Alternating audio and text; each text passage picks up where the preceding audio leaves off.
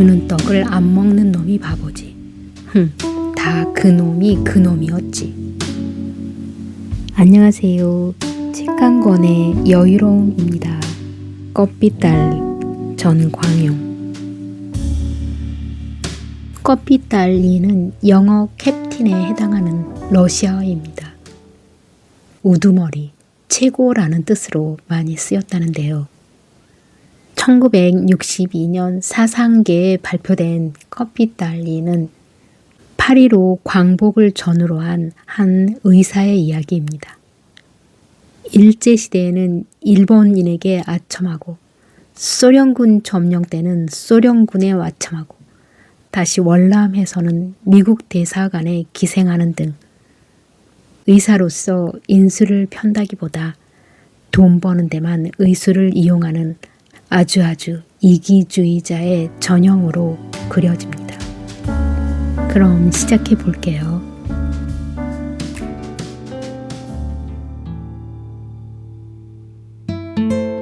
껍빛달리. 수술실에서 나온 이인국 박사는 응접실 소파에 파묻히듯이 깊숙이 기대어 앉았다. 그는 백금 무태 안경을 벗어들고 이마에 땀을 닦았다. 등골에 축축히 밴 땀이 잦아들어감에 따라 피로가 스며왔다. 2시간 20분의 집도, 위장 속의 균종 적출. 환자는 아직 혼수 상태에서 깨지 못하고 있다. 수술을 끝낸 찰나 스쳐가는 육감. 그것은 성공 여부의 적중률을 암시하는 계시 같은 것이다. 그러나 오늘은 웬일인지 뒷맛이 꺼림칙하다. 그는 항생질의 약품이 그다지 발달하지 않았던 일제시대부터 개복 수술의 최단 시간의 기록을 세웠던 것을 회상해 본다. 맹장염이나 포경수술, 그 정도의 것은 약과다. 젊은 의사들에게 맡겨버리면 그만이다. 대수술의 경우에는 그렇게 방임할 수만은 없다. 환자 측에서도 대개 원장의 직접 집도를 조건부로 입원시킨다. 그는 그것을 자랑으로 삼아왔고 스스로 집도하는 쾌감마저 느꼈었다. 그의 병원 부근에는 거의 한 집 건너 병원이랄 수 있을 정도로 밀집한 지대다. 이름 없는 신설병원 같은 것은 숫제, 비장날 시골 전방처럼 한산한 속에 찾아오는 손님을 기다리고 있는 형편이다. 그러나 이인국 박사는 인류대학병원에서까지 손을 쓰지 못하여 밀려오는 급 환자들 틈에 끼어 환자의 감별에는 각별한 신경을 쓰고 있다. 그것은 마치 여관 보이가 현관으로 들어서는 손님의 옷차림을 훑어보고 그 등급에 맞는 방을 순간적으로 결정하거나 즉석에서 서슴지 않고 거절하는 경우와 흡사한 것이라고나 할까. 이인국 박사의 병원은 2가지의 전통적인 특징을 가지고 있다. 병원 안이 먼지 하나도 없이 정결하다는 것과 치료비가 여느 병원의 갑절이나 비싸다는 점이다. 그는 새로운 환자의 초진에서는 병에 앞서 그 부담 능력을 감정하는 데서부터 시작한다. 신통치 않다고 느껴지는 경우에는 무슨 핑계를 대든 그것도 자기가 직접 나서는 것이 아니라 간호원더러 따돌리게 하는 것이다. 그렇게 중환자가 아닌 한 대부분의 경우 예지는 젊은 의사들이 했다. 원장은 다만 기록된 진찰 카드에 따라 환자의 증세에 아울러 경제 정도를 판정하는 최종 진단을 내리면 된다. 상대가 직이나 거물급이 아닌 한 외상이라는 명목은 붙을 수 없었다. 설령 있다 해도 이 양면 진단은 한 푼의 미수나 결손도 없게 한 그의 반생을 통한 의술 생활의 신조요 비결이었다. 그러기에 그의 고객은 외정시대는 주로 일본인이었고 현재는 권력층이 아니면 재벌의 샘 속에 드는 축들이어야만 했다. 그의 율가는 아침에 진찰실에 나오자 손가락 끝으로 창틀이나 탁자 위를 훑어 무태 안경 속 움푹한 눈으로 응시하는 일에서 출발한다. 이때 손가락 끝에 먼지만 묻으면 불호령이 터지고 간호원은 하루 종일 원장의 신경질에 부대껴야만 한다. 아무튼 단골 고객은 그의 정결한 결백성의 감탄과 경의를 표해마지 않는다. 일사후퇴시 청진기가 든 가방 하나를 들고 월남한 이인국 박사다. 그는 수복되자 재빨리 새빵 하나를 얻어 병원을 차렸다. 그러나 이제는 평당 50만 환을 호가하는 도심지에 타일을 바른 2층 양옥을 소유하게 되었다. 그는 자기 전문의 외과 외에 내과, 소아과, 산부인과 등 개인 병원을 집결시켰다. 운영은 각자의 호주머니 셈 속이었지만 종합병원의 원장 자리는 의젓이 자기가 차지하고 있다.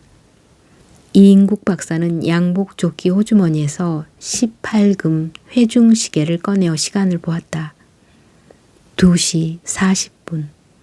미국 대사관 브라운 씨와의 약속 시간은 20분밖에 남지 않았다. 이 시계에도 몇 가닥의 유서 깊은 이야기가 숨어 있다.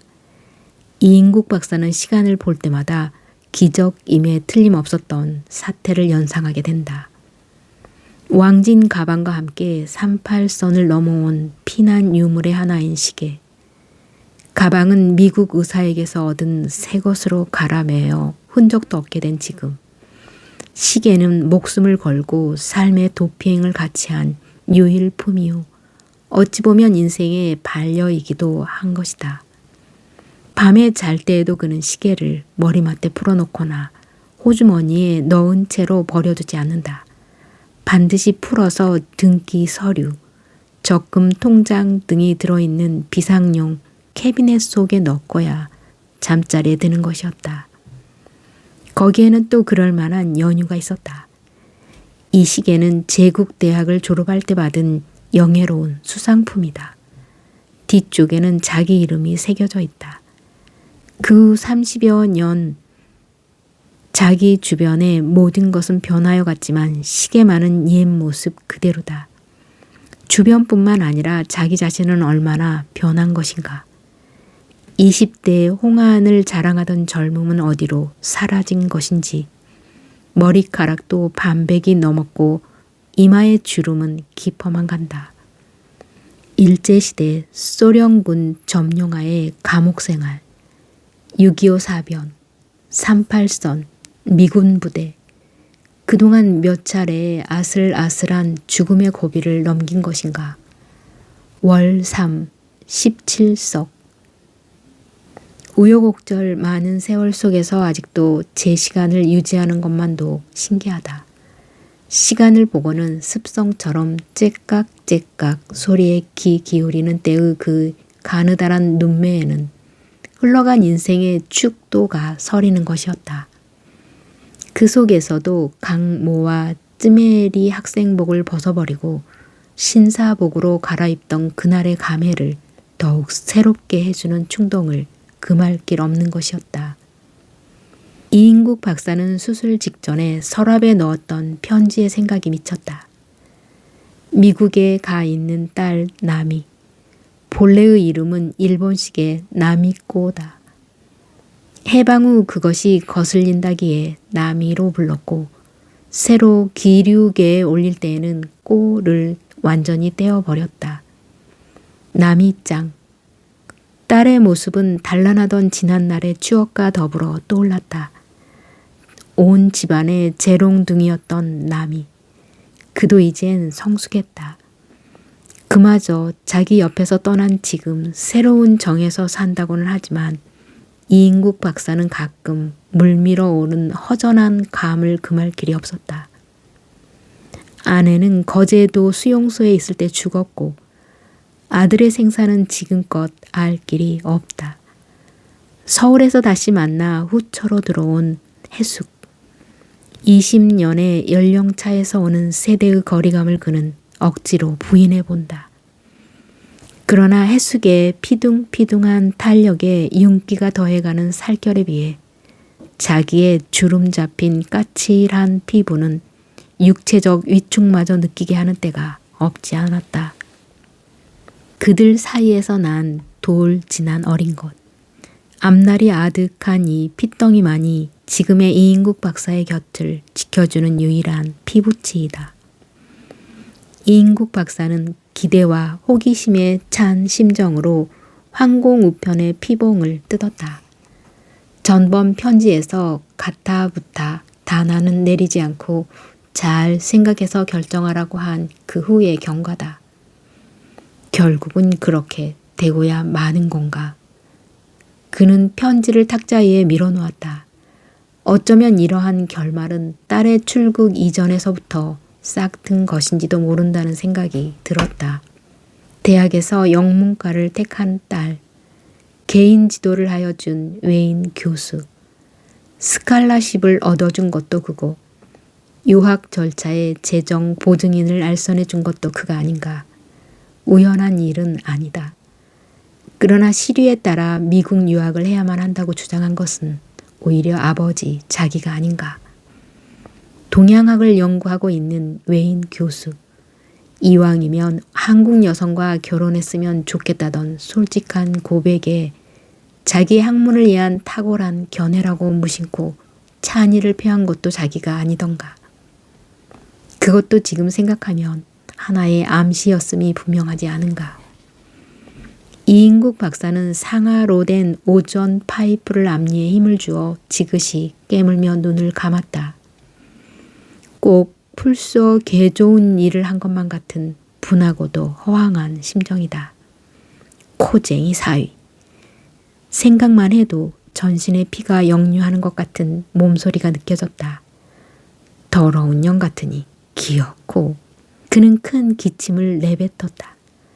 그의 생각은 외정시대 대선일체의 혼인론이 떠돌던 이야기에까지 꼬리를 물었다. 그때는 그것을 비방하거나 굴욕처럼 느끼지는 않았다. 오히려 당연한 것으로 해석했고 어찌 보면 우월한 것으로 생각하지 않았던가. 그런데 이 경우는 그는 딸의 편지 구절을 곱씹었다. 애정에 국경이 있어요. 그것은 벌써 진부하다. 아비도 학창시절에 그런 풍조는 다 마스터했다. 건방지게. 이제 새삼스레 아비에게 설교조로 좀 더 솔직하지 못하고. 그러니 외딸인 제가 그런 국제결혼에 시금석이 되겠단 말인가. 아무튼 아버지께서 쉬 한 번 오신다니 최종 결정은 아버지의 의향에 따라 결정할 예정입니다만. 그래, 아버지가 안 가면 그대로 정하겠단 말인가. 이인국 박사는 일대 잡종의 유전 법칙이 떠오르자 머리를 내저었다. 흰둥이 외손자. 생각만 해도 징그럽다. 그는 내던졌던 사진을 다시 집어들었다. 대학 캠퍼스 같은 석조전의 거대한 건물, 그 앞에 정원, 뒤쪽에 짝을 지어 걸어가는 남녀 학생. 이 배경 속에 딸과 그 외인 교수가 어깨를 짚고 서서 웃음을 짓고 있다. 놀기는 잘들 논다. 신음소리를 치며 그는 자리에서 일어섰다. 아무튼 미스터 브라운을 만나 이왕 가는 길이면 좀 더 서둘러야겠다. 그 가장 대우가 좋다는 국무성 초청 케이스의 확정 여부를 빨리 확인해야겠다는 생각이 조바심을 쳤다. 그는 아내 해숙이 있는 살림방 쪽으로 건너갔다. 여보, 남이가 기어코 결혼하겠다는구려. 그래요? 아내의 어조에는 별다른 감동이나 의아도 없음을 이인국 박사는 직감했다. 그는 가능한 한 해숙이 앞에서 전실소생의 애들 이야기를 하는 것을 삼가왔다. 어떻게 보면 남이의 미국 유학을 간접적으로 자극한 것은 가정 분위기에 소치라는 자격지심이 없지 않기도 했다. 남이는 물론 해숙이를 단 한 번도 어머니라고 불러준 일이 없었다. 해숙이 또한 남이 앞에서 어머니라고 버젓이 행세한 일도 없었다. 지난날의 간호원과 오늘의 어머니. 그 사이에는 따져서 표현할 수 없는 미묘한 감정들이 복제되어 있었다. 선생님의 일이라면 무엇이든지 돕겠어요. 서울에서 이인국 박사를 만났을 때 마음속 그대로 털어놓은 해숙의 첫마디였다. 처음에는 해숙이도 부인의 별세를 몰랐고 이인국 박사도 해숙의 혼인 여부를 참견하지 않았다. 해숙은 곧 대학 병원을 그만두고 이리로 옮겨왔다. 남이는 옛 정이 다시 살아 해숙을 언니처럼 따랐다. 이들의 혼인이 익어갈 때 이인국 박사는 목에 걸리는 딸의 의향을 우선 듣기로 했다. 딸도 아버지의 애로움을 동정하고 있었다. 자기 자신 아버지의 시중에 힘이 겨웠고 또 그 사이 실지의 아버지 뒤치다거리를 해숙이 해왔으므로 즉석에서 진심으로 찬의를 표했다. 그러나 시간이 흐를수록 해숙과 남이의 간격은 벌어졌고 해숙이도 남편과의 정상적인 가정생활의 남이가 장애물이 되는 것 같은 느낌을 차츰 가지게 되었다. 해숙 자신도 처음에는 마음 놓고 이인국 박사를 남편이랍시고 1대1로 부르지 못했다. 남이의 출발, 그 어린애의 해산, 그리고 몇 고비를 넘는 사이에 이제 겨우 아내답게 늠름한 남편을 대할 수 있고 이인국 박사 또한 제대로 남편의 채모로 아내에게 농을 걸 수도 있게끔 되었다. 기어코 그 외인 교수하고인가 가까워지는 모양인데 이인국 박사는 아내의 얼굴을 직시하지는 못하고 마치 독백하듯이 뇌까렸다. 할 수 있어요. 제 좋다는 대로 해야지요. 마치 남의 이야기를 하는 것처럼 이인국 박사에게는 들려왔다. 글쎄 하기는 그렇지만 그는 입맛만 다시며 더 이상 계속하지 못했다. 잠에 깨어 울고 있는 어린 것에게 젖을 물리고 있는 아내의 젊은 육체에서 자극을 느끼면서 이인국 박사는 자기 자신이 죄를 지은 것만 같은 남이에 대한 강박관념을 금할 길이 없었다. 저 어린 것이 자라서 아들 원식이나 또 남이 정도의 말 상대가 될래도 아직 20여 년의 세월이 흘러야 한다. 그때 자기는 70이 넘는 할아버지다. 현대의학이 인간의 평균 수명을 연장하고 암 같은 고질이 아닌 한 불의의 죽음은 없다 하지만 자기 자신이 의사이면서 스스로의 생명 하나를 보장할 수 없다. 마누라를 눈앞에서 나는 새 놓치듯이 죽이지 않았던가. 아무리 해도 저놈이 대학을 나올 때까지는 살아야 한다. 아무렴 때가 때인 만큼 미국 유학까지는 내 생전에 시켜줘야 하지. 하기야 그런 의미에서도 일찌감치 미국 혼담을 맺어두는 것도 그리 해로울 건 없지 않은가. 아무렴 우리보다는 낫게 사는 사람들인데 좀 남 보기 체면이 안 서서 그렇지. 그는 자위인지 체념인지 모를 푸념을 곱씹었다. 이 여보 저걸 좀 꾸려요. 이인국 박사의 말씨는 점잖게 가라앉았다. 뭐 말이에요? 아내는 젖꼭지를 물린 채 고개만을 돌려 되묻는다. 저 병 말이요. 그는 화장대 위에 놓인 골동품을 가리켰다. 어디 가져가시게요? 저 밑 대사관 브라운 씨 말이야. 늘 신세만 졌는데. 아내가 꼼꼼히 싸놓은 포장물을 들고 이인국 박사는 천천히 현관을 나섰다. 벌써 석간신문이 배달되었다. 아무리 생각해도 그것은 분명 기적임에 틀림없는 일이었다. 간헐적으로 반복되어 공포와 감격을 함께 휘몰아치는 착잡한 추억. 늘 어제 일 마냥 생생하기만 하다. 1945년 8월 하순. 아직 해방의 감격이 온 누리를 뒤덮어 소용돌이 칠 때였다. 말복도 지난 날씨였만 여전히 무더웠다. 이인국 박사는 이 며칠 동안 불안과 초조에 휘말려 잠도 제대로 자지 못했다. 무엇인가 닥쳐올 사태를 오들오들 떨면서 대기하는 상태였다. 그렇게 붐비던 환자도 하나 얼씬하지 않고 쉴 사이 없던 전화도 뜸하여졌다. 입원실은 최후의 복막염 환자였던 도청의 일본인 과장이 끌려간 후 텅 비었다. 조수와 약재에 사는 궁금증이 나서 고향에 다녀오겠다고 떠나갔고 서울 태생인 간호원 해숙이만 남아 빈집 같은 병원을 지키고 있었다.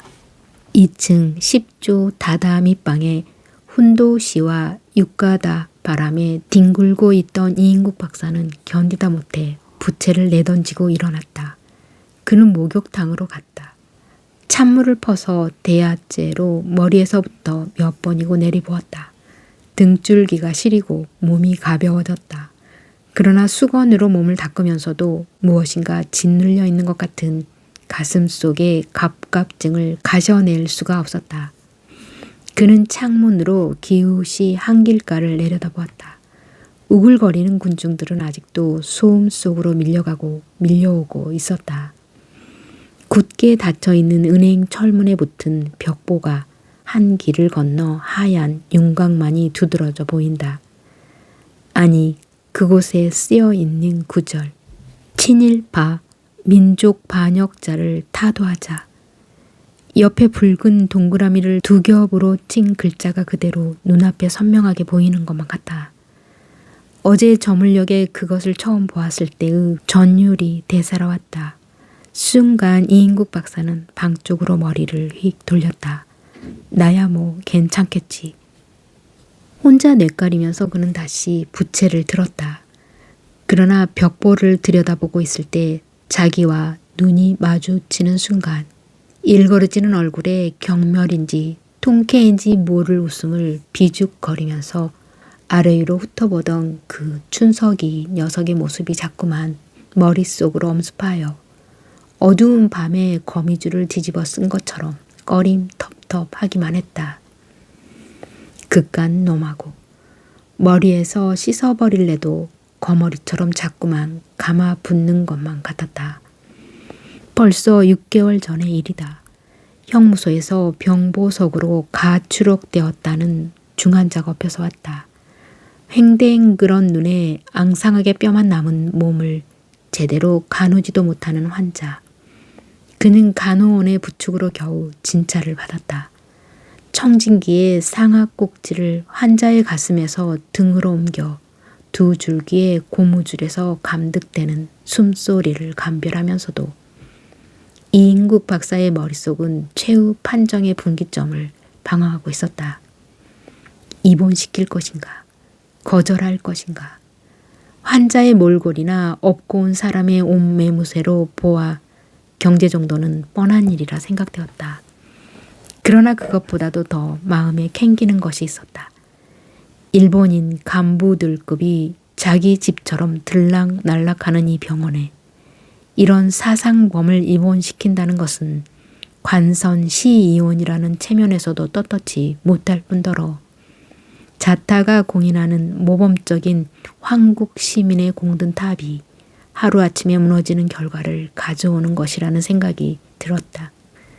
순간 그는 이런 경우에 가부 결정에 일도 양단하는 자기식으로 찰나적인 단안을 내렸다. 그는 응급치료만 하여주고 입원실이 없다는 가장 떳떳하고도 정당한 구실로 애걸하는 환자를 돌려보냈다. 환자의 집이 병원에서 멀지 않은 건너편 골목 안에 있다는 것은 후에 간호원에게서 들었다. 그러나 그쯤은 예사로운 일이었기에 그는 그대로 아무렇지도 않게 흘려버렸다.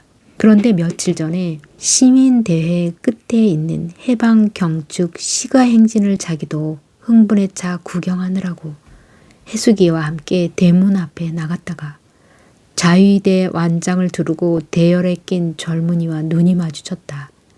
이쪽을 노려보는 청년의 눈에서 불똥이 튀는 것 같은 살기를 느꼈다. 무슨 영문인지 모르고 어리벙벙하던 이인국 박사는 그것이 언젠가 입원을 거절당한 사상범 환자 춘석이라는 것을 해숙에게서 듣고야 슬금슬금 주위의 눈치를 살피며 집으로 기어들어왔다. 그는 될 수 있는 대로 거리에 나가는 것을 피하였지만은 공교롭게도 어제 저녁에 그 벽보 앞에서 마주쳤었다. 갑자기 밖이 왁자지껄 떠들어대었다. 머리에 깍지를 끼고 비스듬히 누워서 갈피를 잡을 수 없는 생각에 골똘하던 이인국 박사는 일어나 앉아 한길 쪽에 귀를 기울였다. 들끓는 소리는 더 커갔다. 궁금증에 견디다 못해 그는 엉거주춤 구부린 자세로 밖을 내다보았다. 포도에 뒤끓는 사람들은 손에 태극기와 적기를 들고 한성을 올리고 있었다. 무엇일까? 그는 고개를 갸웃하며 다시 자리에 주저앉았다. 계단을 구르며 급히 올라오는 발자국 소리가 들려왔다. 해숙이다. 아마 소련군이 들어오나 봐요. 모두들 야단법석이에요. 숨을 헐레벌떡이며 이야기하는 해숙이의 말에 이인국 박사는 아무 대꾸도 없이 눈만 껌뻑이며 도로앉았다. 여러 날째 라디오에서 오늘 입성 예정이라고 했으니 인제 정말 오는가 보다 싶었다. 해숙이 내려간 뒤에도 이인국 박사는 한참 동안 아무 거동도 못하고 바깥쪽을 내다보고만 있었다. 무엇을 생각했던지 그는 움쭉 자리에서 일어났다. 그리고는 벽장문을 열었다. 안쪽에 손을 뻗쳐 액자를 끄집어내었다. 국어 상용의 가. 해방되던 날 떼어서 집어 넣어둔 것을 그동안 깜빡 잊고 있었다. 그는 액자를 뒤로 열어 음식점 면허장 같은 두꺼운 모조지를 빼내어 글자 한자도 제대로 남지 않게 손끝에 힘을 주어 꼼꼼히 찢었다. 이 종이장 하나만 해도 일본인과의 교제에 있어서 얼마나 떳떳한 구실을 할 수 있었던 것인가. 야릇한 미련 같은 것이 섬광처럼 머릿속을 스쳐갔다. 환자도 일본말 모르는 축은 거의 오는 일이 없었지만 대외관계는 물론 집안에서도 일체 일본말만을 써왔다. 해방 뒤 부득이 써오는 제 나라 말이 오히려 의사표현에 어색함을 느낄 만큼 그에게는 거리가 먼 것이었다. 마누라의 솔선수범하는 내조지공도 컸지만 애들까지도 곧잘 지켜주었기에 이 종이장을 탄 것이 아니던가. 그것을 탄 날은 온 집안이 무슨 큰 경사나 난 것처럼 기뻐들 했었다. 잠꼬대까지 국어를 할 정도가 아니면 이 영예로운 기회를 얻을 수 있겠소? 하던 국민총력연맹 지부장의 웃음 띤 치아 소리가 떠올랐다. 그 순간 자기 자신은 아이들을 소학교부터 일본 학교에 보낸 것을 얼마나 다행으로 여겼던 것인가. 그는 후 한숨을 내뿜었다. 그리고는 저금 통장의 잔액을 깡그리 내주던 은행 지점장의 호의에 새삼 고마움을 느끼는 것이었다. 그것마저 없었더라면. 등골에 오싹하는 한기가 느껴왔다. 무슨 정치가 오든 그것만 있으면 시내 사람의 절반 이상이 굶어 죽기 전에야 우리 집 차례는 아니겠지. 그는 손 금고가 들어있는 안방 장롱을 생각하면서 혼자 중얼거렸다. 이인국 박사는 무슨 일이 일어나도 꼭 자기만은 살아남을 것 같은 막연한 기대를 곱씹고 있었다. 주위가 어두워왔다. 지축이 흔들리는 것 같은 동요와 소음이 가까워졌다. 군중들의 한호성이 터져나왔다. 만세 소리가 연방 계속되었다. 세상 형편을 알아보려고 거리에 나갔던 아내가 돌아왔다. 여보, 당구 부대가 들어왔어요. 거리는 온통 사람들 사태가 났는데 집안에 처박혀 뭘 하고 있어요. 뭘 하기는. 나가보아요. 마우제가 들어왔어요. 어둠 속에서 아내의 음성은 격하였으나 감격인지 당황인지 알 길이 없었다. 계집이란 저렇게 우둔하고도 대담한 것일까? 이인국 박사는 엷은 어둠 속에서 마누라 쪽을 주시하면서 입맛을 다졌다. 불도 옆대 안 켜고. 마누라는 전등 스위치를 틀었다. 이인국 박사는 백촉 전등이 너무 환한 것이 못마땅했다. 불은 왜 켜는 거요? 그럼 켜지 않고 컴컴한데. 자, 어서 나가봅시다. 마누라의 이끄는 데에 따라 이인국 박사는 마지못해 하면서 시침을 떼고 따라 나섰다. 헤드라이트의 눈부신 광선. 탱크 부대의 진주는 끝을 알 수 없이 계속되고 있다. 이인국 박사는 부신 불빛을 피하면서 가로수에 기대어 섰다. 박수와 한호성, 만세 소리가 그칠 줄 모르는 양 안을 끼고 탱크는 물밀듯 서서히 흘러간다.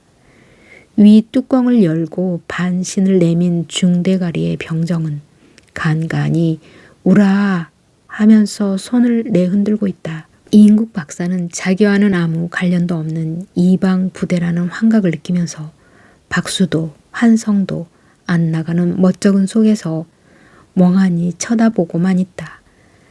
그는 자기의 거동을 주시하지는 않나 해서 주리를 두리번거렸다. 그러나 아무도 그에게는 관심을 두는 일 없이 탱크를 향하여 목청이 터지도록 거듭 만세를 부르고 있지 않은가. 어떻게 되겠지. 그는 밑도 끝도 없는 한마디를 내이면서 요요히 집으로 돌아왔다. 민요 뒤에 계속되던 행진곡이 그치고 주둔군 사령관의 포고문이 방송되고 있다. 이인국 박사는 라디오 앞에 다가앉아 귀를 기울였다.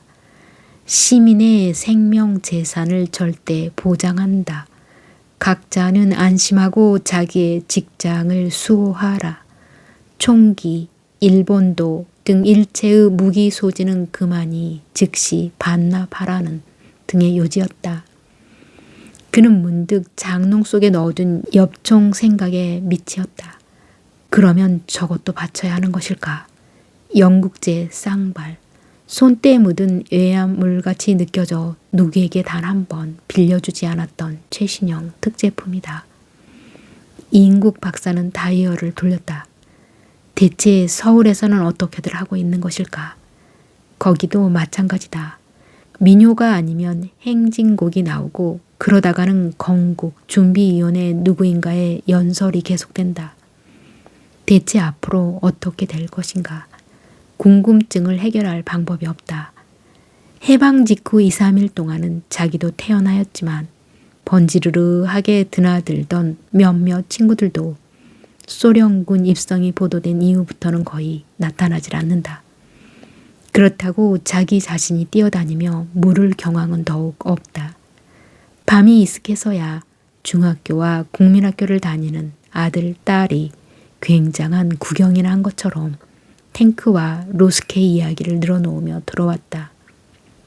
그들은 아버지의 심중은 아랑곳 없다는 듯이 어머니 해숙이와 함께 저희들 이야기에만 꽃을 피우고 있었다. 이인국 박사는 슬그머니 일어나 2층으로 올라와 다다미 방에서 혼자 뒹굴었다.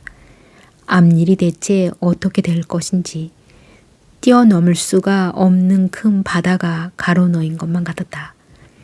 풀어낼 수 있는 실마리가 전혀 더듬어지지 않는 딩크러진 상념 속에서 그래도 이인국 박사는 꺼지려는 짓불을 불러일으키는 심정으로 막연한 한 가닥의 기대만은 끝내 포기하지 않은 채 천장을 멍청히 쳐다보고만 있었다.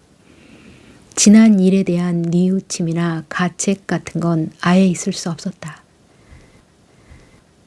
자동차 속에서 이인국 박사는 들고 나온 석간을 펼쳤다.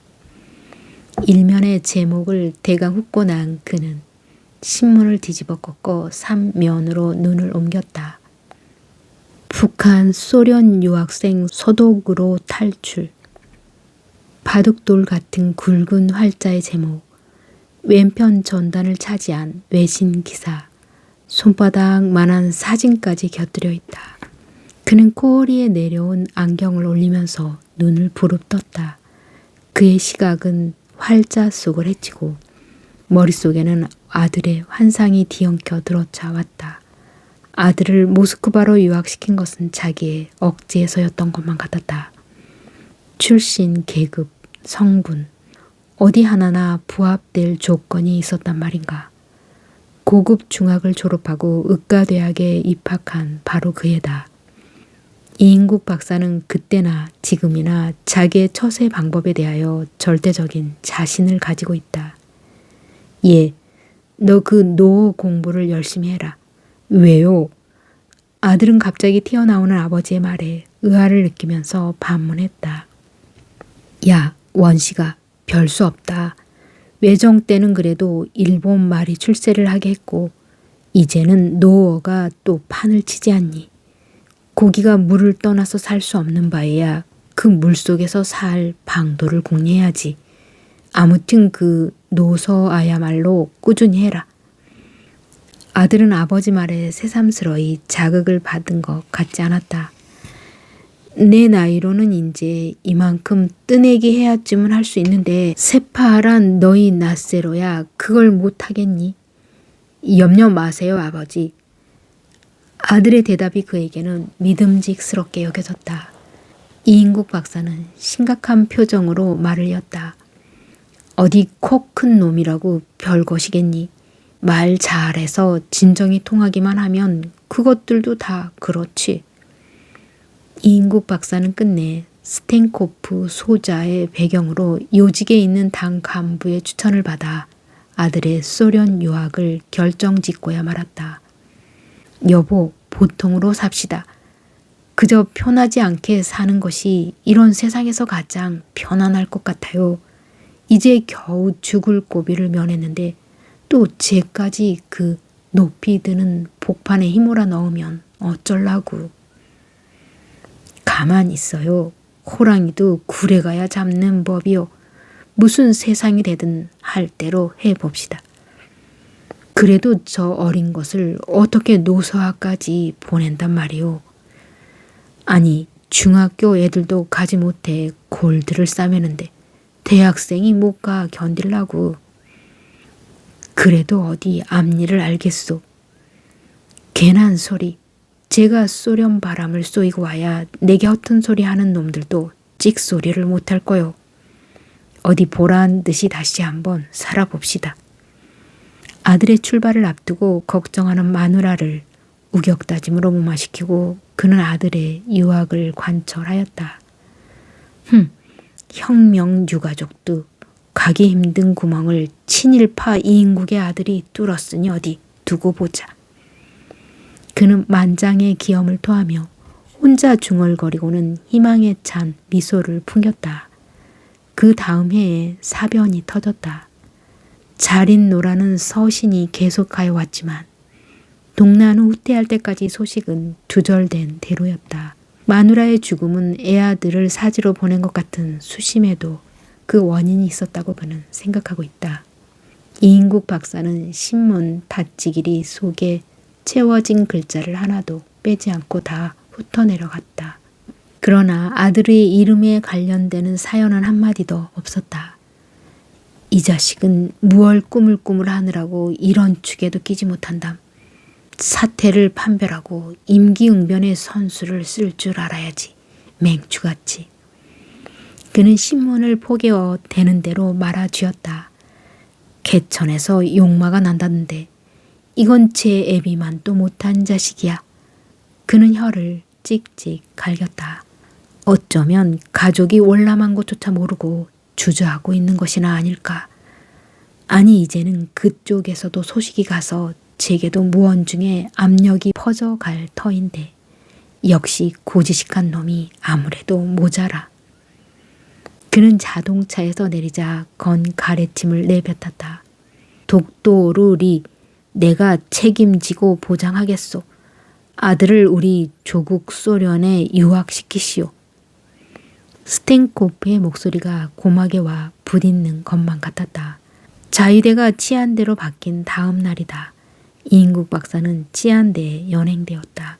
시멘트 바닥에 무릎을 꿇고 앉는 그는 입술이 파랗게 질려 있었다. 하반신이 저려오고 옆구리가 쑤신다. 이것만으로도 자기의 생애를 통한 가장 큰 고역이라고 그는 생각하고 있다. 그러나 그것보다는 앞으로 닥쳐올 얘기할 수 없는 사태가 공포 속에 그를 휘몰았다. 지나가고 지나오는 구둣발 소리와 목덜미에 퍼부어지는 욕설을 들으면서 꺾이듯이 축 늘어진 그의 머리는 들릴 줄을 몰랐다. 시간만이 흘러가고 있었다. 그의 머릿속에는 짓누를 였던 생각들이 하나씩 꼬리를 치켜들기 시작했다. 이럴 줄 알았다면 어디든지 가 숨거나 진작 나무로라도 도피했을 걸. 그러나 이 판국에 나를 감싸줄 사람이 어디 있담. 의지할 만한 곳은 다 나와 같은 코스를 밟았거나 조만간에 밟을 사람들이 아닌가. 일본인, 가장 믿었던 성벽이 다 무너지고 난 지금 누구를 그래도 어떻게 태겠지. 이 막연한 기대는 절박한 이 순간에도 그에게서 완전히 떠나버리지는 않았다. 다행이다. 인민재판의 첫 코에 걸리지 않은 것만 해도 끌려간 사람들의 행방은 전혀 알 길이 없다. 즉결 처형을 당하였다는 소문도 떠돈다.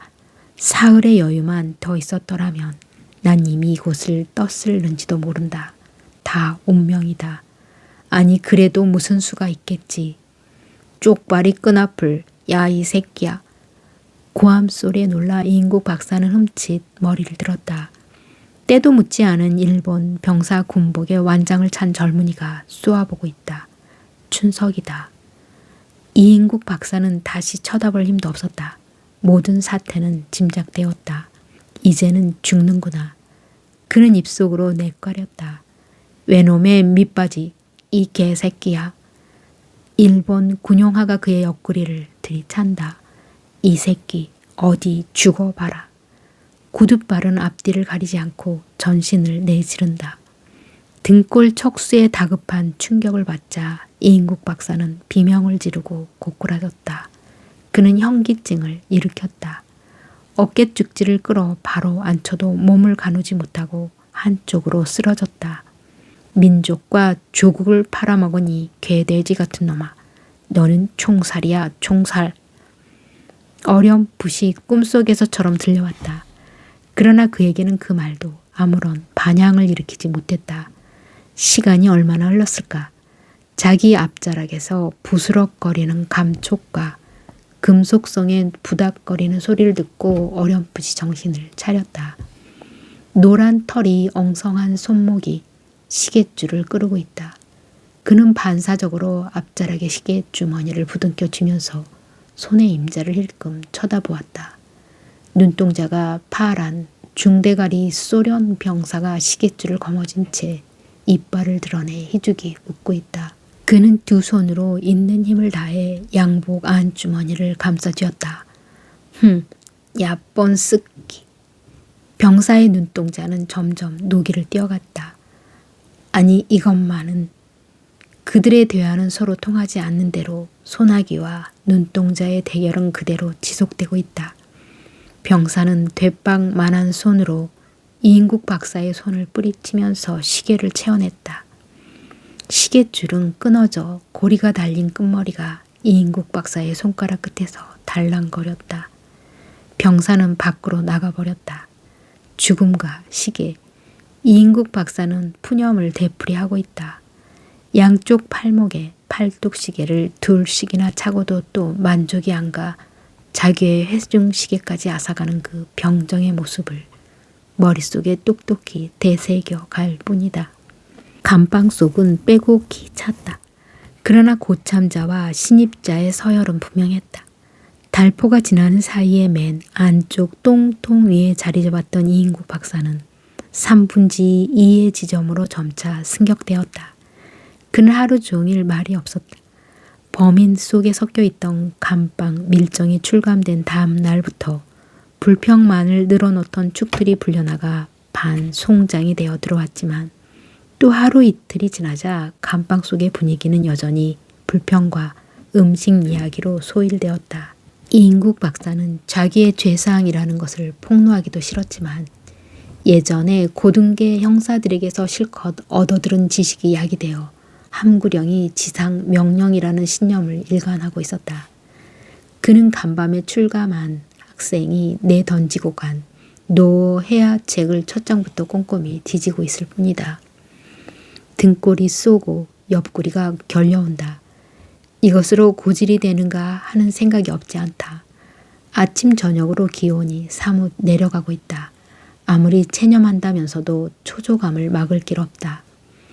노어 책을 읽으면서도 그의 청각은 늘 감방 속의 이야기를 놓치지 않고 있다. 그들이 예측하는 식대로의 중형으로 치른다면 죄상은 너무나도 어마어마하다. 양곡 조합의 쌀을 몰래 팔아먹은 것이 7년, 양민을 강제로 보국대에 동원했다는 것이 10년. 감정적인 직결이 아니라 법에 의한 처단이라고 내리지만 이 난립한국의 법이고 멋이고 있을까? 마음에만 거슬리면 총살일 판인데 친일파, 민족 반역자, 반일 투사 치료 거부, 일제의 간첩 행위.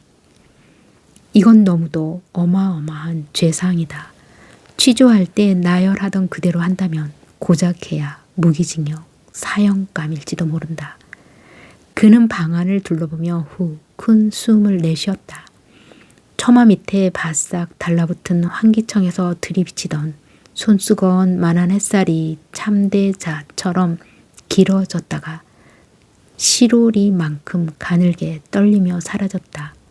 그 창살을 거쳐 아득히 보이는 가을 하늘이 잊었던 지난 일을 한 덩어리로 얽어 휘몰아오곤 했다. 가슴이 찌릿했다. 밖의 세계와는 영원히 단절이다. 그는 눈을 감았다. 마누라, 아들, 딸, 해숙이, 누구. 그러다가 외가계의 올로 이인국 박사에 이르자 목구멍이 타는 것 같이 꽉 막혔다. 그는 헛기침을 하고 침을 삼켰다. 그럼 어쩐단 말이냐. 식민지 백성이 별 수 있었어. 날고 뛴들 소용이 있었느냐 말이야. 어느 놈은 일본 놈한테 아첨을 안 했어. 주는 떡을 안 먹는 놈이 바보지. 다 그놈이었지. 이인국 박사는 자기 변명을 합리화시키고 나면 가슴이 좀 후련해왔다. 거기다 어저께의 최종 취조 장면에서 얻은 소령 고문관의 표정은 그에게 인류의 희망을 던져주는 것이 있었다. 물론 그것이 억지의 자위일지도 모른다고 생각되었지만 아마 스텐코프 소자라고 했지. 그 혹부리 장교. 직업이 의사라고 했을 때 독도루 하고 고개를 기웃거리던 순간의 표정. 그것이 무슨 기적의 예시 같기만 했다. 이인국 박사는 신음소리에 놀라 눈을 떴다. 복도에 켜있는 엷은 전등 불빛이 쇠창살을 거쳐 방 안에 줄무늬를 놓으며 비쳐 들어왔다. 그는 환기창 쪽을 올려다보았다. 아직 동도 트지 않은 깜깜한 밤이다. 생똥 냄새가 코를 찌른다. 바짓가랑이 한 축이 축축하다. 만져본 손을 코에 갖다 댔다. 구역질이 난다. 역시 똥 냄새다. 옆에 누운 청년의 앓는 소리는 계속되고 있다. 찬찬히 눈여겨보았다. 청년 궁둥이도 젖어있다. 설상가 보다. 그는 살 창문을 흔들며 교화 소원을 고함쳐 불렀다. 뭐야? 자다가 깬 듯한 흐린 소리가 들려왔다. 환자가 이거 봐요. 창살 사이로 들여다보는 소원의 얼굴은 역광 속에서 챙 붙은 모자 밑에 둥구스름한 윤곽밖에 알려지지 않는다. 이인국 박사는 청년의 궁둥이깨를 손가락으로 가리키며 들여다보고 있다. 이거 피로군, 피야. 그는 그제야 붉은 빛을 발견하곤 놀란 소리를 쳤다. 정리야, 이질. 그는 직업의식에서 떠오르는 대로 큰 소리를 질렀다. 뭐? 정리? 바깥 소리는 확실히 납득이 안 간 음성이다. 피똥 쌌소, 피똥을. 이것 봐요. 그는 언성을 더욱 높였다. 응? 피똥? 아우성 소리에 감방 안의 사람들은 하나둘 눈을 뜨며 저마다 놀란 소리를 쳤다. 정리? 이거 전염병이요. 전염병. 뭐? 전염병? 그제서야 교화소원이 문을 열고 들어왔다. 얼마 후 환자는 격리되었고 남은 사람들은 똥을 닦느라고 한참 법석을 치고 다시 잠을 불러일으키기를 못했다. 이튿날 미결감 다른 감방에서 또 같은 증세의 환자가 두셋 발생했다. 날이 갈수록 환자는 늘기만 했다. 이 판국에 병만 나면 19은 죽는 길밖에 없다고 생각한 이인국 박사는 새로운 위협에 사로잡히기 시작했다. 저녁 후 이인국 박사는 고문관실로 불려나갔다. 동무는 당분간 환자의 응급치료실에서 일하시오. 이게 무슨 청천벽력 같은 기적일까? 그는 통역의 말을 의심했다. 소련 장교와 통역관을 번갈아 쳐다보는 그의 눈동자는 생기를 띄어갔다. 알겠소, 엥? 네.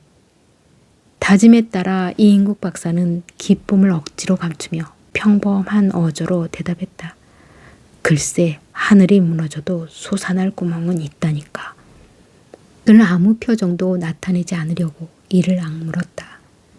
죽어 넘어진 송장이 개 치우듯 꾸려져 나가는 것을 보고 이인국 박사는 꼭 자기 일 같지만 느껴졌다. 의사, 이것은 나의 천직이다. 그는 몇 번이고 감격에 차 중얼거렸다. 그는 있는 힘을 다해 자기 담당의 치료를, 환자를 치료했다. 이러한 일은 그의 실력이 혹부리 고문간의 유다른 관심을 끌게 한 계기를 만들어 주었다. 사상범을 옥사시키는 경우 책임자에게 큰 문책이 온다는 것은 훨씬 후에야 그가 한 일이다. 소련 군의관에게 기술이 인정된 이인국 박사는 계속 병원에 근무하게 되었다. 그러나 죄상 처벌의 결말에 대하여는 알 길이 없었다. 그는 이 절호의 기회를 최대한으로 활용하고 싶었다. 이제는 죽어도 한이 없을 것만 같았다. 어떻게 하여 이 보이지 않는 구석에서까지 완전히 벗어날 수가 없을까? 그는 환자의 치료를 하면서도 늘 스텐코프의 왼쪽 뺨에 붙은 오리알 만한 혹을 생각하고 있었다. 불구라면 불구로 볼 수 있는 그 혹을 가지고 고급 장교까지 승진했다는 것은 소위 말하는 당성이 강하거나 그렇지 않으면 전공이 특별했음에 틀림없다는 생각이 들었다. 그것 하나만 물고 늘어지면 무엇인가 안전히 살아날 틈새기가 생길 것만 같았다. 이인국 박사의 뜨내기 노호가 가끔 순시하는 스텐코프와 인사말을 줄고받을 수 있을 정도로 진전되었다. 그 안에서의 모든 독서는 금지되었지만 노 교본과 당 사만은 허용되었다. 이인국 박사는 마치 생명의 열쇠나 되는 듯이 초보 노어책을 거의 암송하다시피 했다. 크리스마스를 전후하여 장교들의 주연이 베풀어지는 기회가 거듭되었다. 얼근히 주기를 띤 스텐코프가 순시를 돌았다. 이인국 박사는 오늘의 이 기회를 놓치지 않겠다고 마음먹었다. 수일 전 쏘군 장교 한 사람이 급성 맹장염이 터져 복막염으로 번졌다. 그 환자의 실을 뽑는 옆에 온 스텐코프에게 이인국 박사는 말 절반, 손짓 절반으로 혹을 수술하겠다는 의사를 표명했다. 스텐코프는 하라쇼를 연발했다. 그 후 몇 번 통역을 사이에 두고 수술 계획에 대한 자세한 의사를 진술할 기회가 생겼다. 이인국 박사는 일본인 시장의 혹을 수술하던 일을 해상하면서 자신 있는 설복을 했다. 동경 경흥대학 병원에서도 못하겠다는 것을 내가 거뜬히 해치우지 않았던가. 그는 혼자 머릿속에서 자문자답하면서 이번 일에 도박 같은 심정으로 생명을 걸었다. 소련 군의관을 입회시키고 몇 차례의 예비 진단이 치러졌다. 수술일은 왔다. 이인국 박사는 손에 익은 자기 병원의 의료 기재를 전부 운반하여 오게 했다. 군의관 3사람이 보조하기로 했지만 집도는 이인국 박사 자신이 했다. 야전병원의 젊은 군의관들이란 그에게 있어서 한갓 풋내기로밖에 보이지 않았다. 그는 수술을 진행하는 동안 그들 군의관들을 자기 집 주수 부리듯 했다. 집도 이후의 수술 때는 완전히 자기 전단하의 왕국이라고 생각되었다. 그러나 아까 수술 직전에 사인한 실패되는 경우에는 총살에 처한다는 소약서가 통일된 정신을 순간순간 흐려놓곤 했다. 수술대에 누운 스텐코프에 침착하면서도 긴장에 찼던 얼굴. 그것도 전신 마취가 끝난 후 3분이 못 갔다. 간호부는 가제로 이인국 박사 이마에 내미친 땀방울을 연방 찍어내고 있다. 기구가 부딪는 금속선과 서로의 숨소리만이 고촉의 반사등이 내리비치는 방 안에 질식할 것 같은 침묵을 해살짓고 있다. 수술은 예상 이상의 단시간으로 끝났다. 위생복을 벗은 이인국 박사의 전신은 땀으로 흠뻑 젖었다. 완치되어 퇴원하는 날, 스텐코프는 이인국 박사의 손을 부서져라 쥐면서 외쳤다. 껍비 딸리 스바시보. 이인국 박사는 입을 해벌리고 웃기만 했다. 마음의 감옥에서 해방된 것만 같았다. 아진, 오첸 하라쇼. 스텐코프는 엄지손가락을 들면서 네가 첫째라는 듯이 이인국 박사의 어깨를 치며 찬양했다. 다음날 스텐코프는 이인국 박사를 자기 방으로 불렀다. 그가 이인국 박사에게 스스로 손을 내밀어 예절적인 악수를 청한 것은 이번이 처음이었다. 적과 적이 맞부딪히면서 이렇게 180도로 전환될 수 있을까? 노랑대가리가 역시 본심에서는 하나의 인간임에 틀림없는 것이 아닌가. 내일부터는 집에서 통근해도 줬소. 이인국 박사는 막혔던 뚝이 터지는 것 같은 큰 숨을 삼켜가면서 내쉬었다. 이번에는 이인국 박사가 스텐코프의 손을 잡았다. 스바시보. 혹 나한테 무슨 부탁이 없소? 이인국 박사는 문득 시계가 머리에 떠올랐다. 그러면서도 곧이어 이 마당에 그런 이야기를 꺼낸다는 것은 오히려 꾀죄죄하게 보이지 않을까 하는 생각이 뒤따랐다. 그러나 아무래도 그 미련이 가셔지지 않았다. 이인국 박사는 비록 찾지 못하는 경우가 있더라도 솔직히 심중을 털어놓으리라고 마음먹었다. 그는 통역의 보조를 받아가며 시간과 장소를 정확히 예상하면서 시계를 약탈당한 경위를 상세히 설명했다. 스텐코프는 혹이 붙었던 뺨을 쓰다듬으면서 긴장된 모습으로 듣고 있었다. 염려 없소. 독도르리. 위대한 붉은 군대가 그럴 리가 없소. 만약 있었다 하더라도 그것은 무슨 착각이었을 것이오. 내가 책임지고 찾도록 하겠소. 스텐코프의 얼굴에 결의를 띤 심각한 표정이 스쳐가는 것을 이인국 박사는 똑바로 쳐다보았다. 공연한 말을 끄집어내어 일껏 잘 되어가는 일에 부스럼을 만드는 것은 아닐까. 그는 솟구치는 불안과 후회를 짓눌렀다. 안심하시오, 독도르리. 하하하. 스텐코프는 큰 웃음으로 넌지시 말끝을 막았다. 이인국 박사는 죽음의 직전에서 풀려나 집으로 향했다. 어느 사이에 저렇게 노어로 의사표시를 할 수 있게 되었느냐고 스텐코프가 감탄하더라는 통역의 말을 되뇌이면서 차가 브라운 씨의 관사 앞에 닿았다. 성조기를 보면서 이인국 박사는 그날의 적기와 돌려온 시계를 생각하고 있었다. 응접실에 안내된 이인국 박사는 주인이 나오기를 기다리면서 방 안을 둘러보았다.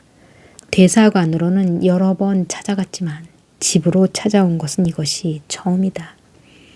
3년 전 딸이 미국으로 갈 때부터 신세진 사람이다.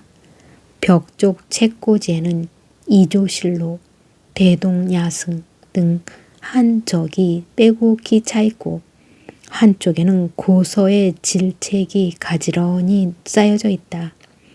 맞은편 책상 위에는 작은 금동불상 곁에 몇 개의 골동품이 진열되어 있다. 12포 예서 병풍 앞 탁자 위에 놓인 재떨이도 세월에 때 묻은 백작이다. 저것들도 다 누군가가 가져다 준 것이 아닐까 하는데 생각이 미치자 이인국 박사는 얼굴이 화끈해졌다.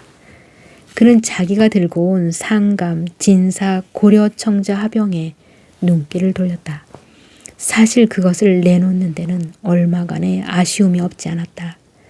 국외로 내보낸다는 자책감 같은 것은 아예 생각해 볼 일이 없는 그였다. 차라리 이인국 박사에게는 저렇게 많으니 무엇이 그리 소중하고 달갑게 여기겠느냐 하는 망설임이 더 앞섰다. 브라운 씨가 나오자 이인국 박사는 웃으며 선물을 내놓았다. 포장을 풀고 난 브라운 씨는 만면에 미소를 띠며 기쁨을 참지 못하는 듯 땡큐를 거듭 부르짖었다. 참 이거 귀중한 것입니다. 뭐 대단한 것이 아닙니다만 그저 제 성의입니다. 이인국 박사는 안도감에 잇따은 만족을 느끼면서 브라운 씨의 기쁨에 맞장구를 쳤다.